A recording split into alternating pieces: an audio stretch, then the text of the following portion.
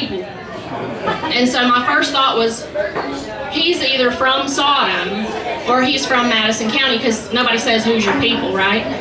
And so I said, well, my dad's name's Donald Norton and my mom's name's Lena Jean Ray. And he said, I know your daddy. Your daddy killed my daddy. And I was like, and my friend, it was like the music was like, shkrr. And everybody sitting at that table turned around and looked at me, and I was just standing there like this, like stiff as a board. And my friend looks at me, and I was like, I'm sorry, I didn't really know him. He died when I was 2. And that guy just starts cackling, laughing, and he's like, he was a good man. He said, your daddy was the kind of man to give you the shirt off his back. He didn't mean to kill him. Your daddy was a good man.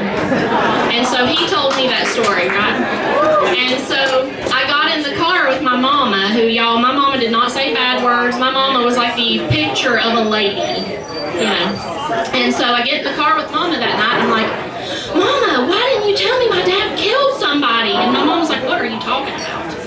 And I said, I just met Tim Ray, and he told me about how my dad killed Jack Ray, his daddy. And my mama said, where in the hell were you at that you were hanging around with Tim Ray? And I said, well, anyway, it was a good time. So anyway, I continued to hang out in this place where I probably shouldn't have been hanging out. And Tim Ray actually he watched out for me the whole time I was hanging out with these people. And I'm still friends with him to this day. And I actually hadn't seen him in like 30 years.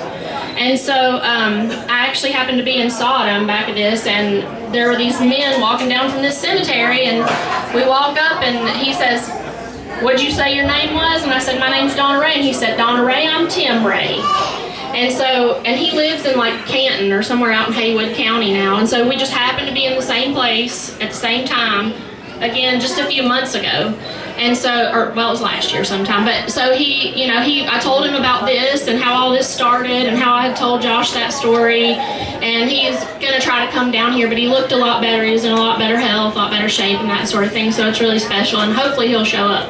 But that's how we started this whole thing. And because, Josh was like, oh my God, this is amazing. This is the best thing ever. And so I thought, this place is about history, and Sheila had been wanting to do a community sing for a long time.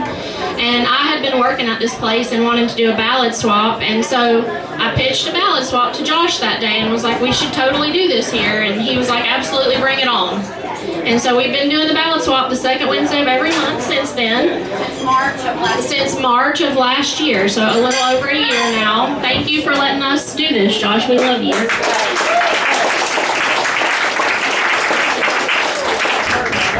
I will say that cell phones really bother ballad singers, because we're up here all by ourselves singing like a bajillion ballads, verses and things, and we can't always remember them, so please turn your cell phones down. Also when we're singing, if you don't mind, it just